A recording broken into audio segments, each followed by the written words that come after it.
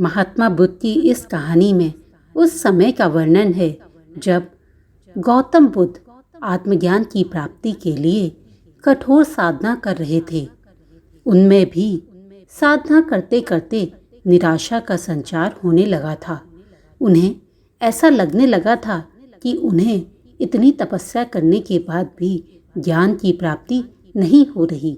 ऐसे में उन्होंने एक गिलहरी से सीख ली और लक्ष्य की प्राप्ति में जुट गए।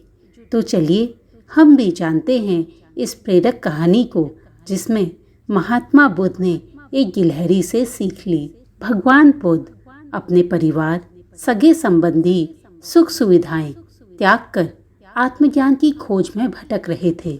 उनके मस्तिष्क में विचारों की आंधियां आती, प्रश्न उमड़ते और वे उनका समाधान प्राप्त करने के लिए प्रयत्नशील रहते थे। वे आत्मज्ञान की प्राप्ति के लिए कई स्थानों पर भ्रमण कर रहे थे, कठोर जीवन शैली का पालन कर रहे थे, कई तरह के कष्ट सहते हुए वह कठोर तपस्या कर रहे थे, किंतु फिर भी वे आत्मज्ञान से वंचित थे।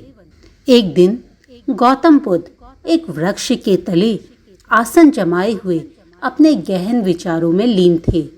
धन, माया, मोह, संसार की समस्त सुख सुविधाओं के त्याग के बाद भी आत्मज्ञान प्राप्त न करने के कारण उनके हृदय में निराशा का संचार होने लगा था। निराशा से भरे हुए वह ये सोचने लगे थे कि इतने प्रयासों में मैंने कोई ना कोई कमी जरूर की होगी, जिस कारण मुझे सफलता प्राप्त नहीं हुई है। क्या मुझे आत्मज्ञान प्राप्त हो भी सकेगा या नहीं? उदास मन से वह अपने मस्तिष्क में उठ रहे इन प्रश्नों में उलझे हुए थे कि उन्हें प्यास लगाई। वह अपने आसन से उठे और पानी के सरोवर के पास चलने लगे और पानी के सरोवर की ओर चलने लगे। वहां उन्होंने देखा कि एक छोटी सी गिलहरी मुंह में फल दबाए सरोवर के किनारे है। वहां उन्होंने देखा कि एक छोटी सी गिलहरी मुंह में फल दबाए सरोवर के किनारे आई। अचानक उसके मुंह से फल छटककर सरोवर में गिर गया। वह फल सरोवर की गहराई में समाने लगा। गिलहरी तुरंत सरोवर में कूद पड़ी और उसके जल से अपने शरीर को भिगोकर बाहर आ गई। बाहर आकर उसने अपने शरीर से पानी को झाड़ा और फिर सरोवर में कूद गई। यह क्रम उसने जारी रखा। वह सरोवर में कूदती और खुद को भिगोकर बाहर आ जाती। उसके बाद शरीर से पानी झड़ाकर फिर सरोवर में कूद जाती। महात्मा बुद्ध बड़े ध्यान से उसकी गतिविधियों को देख रहे थे और इससे अनभिज्ञ गिलहरी अपने कार्य में जुटी हुई थी। महात्मा बुद्ध सोचने लगे, इस छोटी सी गिलहरी के लिए सरोवर खाली कर अपने मुंह से गिरा हुआ फल प्राप्त करना असंभव है। फिर भी यह गिलहरी बिना हिम्मत हारे पूरी आशा और लगन से अपने लक्ष्य की प्राप्ति करने के लिए जुटी हुई है। एक छोटी सी गिलहरी जब निराश हुए बिना अपना लक्ष्य प्राप्त करने के लिए प्रयास कर सकती है, तो मनुष्य होकर मैं क्यों निराशा के भंवर में डूब रहा हूँ? मुझे निराशा त्याग कर पुनः आत्मज्ञान प्राप्ति की दिशा में प्रयासरत हो जाना चाहिए।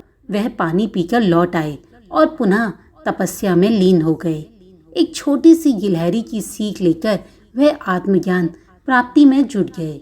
एक दिन महात्मा बुद्ध को आत्मज्ञान प्राप्त हो गया और वह बुद्ध कहलाने लगे। दोस्तों, लक्ष्य कितना भी कठिन क्यों ना हो, लक्ष्य प्राप्ति के लिए मार्ग में 1000 बाधाएं क्यों ना आए, लेकिन हिम्मत हारे बिना निरंतर प्रयास करने से सफलता जरूर प्राप्त होगी। जब हम लगातार प्रयास करते हैं और हमें सफलता नहीं मिलती, तो हमारे मन में बुरे विचार आते हैं। हम अपने आप को कोसते भी हैं। हमें ऐसा लगता है कि शायद हमारे प्रयासों में कमी है, शायद हमारी किस्मत ही खराब है, शायद सफलता मेरे भाग्य में लिखी ही नहीं। लेकिन हम यह भूल जाते हैं कि सफलता उन्हीं को मिलती है जो लगातार प्रयास करते हैं। हर रात के बाद एक सुबह ज़रूर आती है। आपकी ज़िंदगी में भी वह सुबह ज़रूर आएगी, लेकिन अपने प्रयास जारी रखिए, क्योंकि आप उस सुबह का मज़ा तभी ले पाएंगे जब आपने रात में मेहनत की है। दोस्तों, अपनी मेहनत को जारी रखिए और अपने प्रयास लगातार करते रहिए। असफलता के बाद ही सफलता आती है। तो अगर आपके मन में कुछ भी सवाल उठें, कुछ भी शंका या निराशा आए, तो अपने आप से कहिए कि बस मैं सफलता के पास हूँ। अगर एक गिलहरी सरोवर खाली करने की क्षमता रखती है, तो मैं तो फिर इंसान हूँ। मुझ में तो बहुत कुछ कर गुजरने की क्षमता है।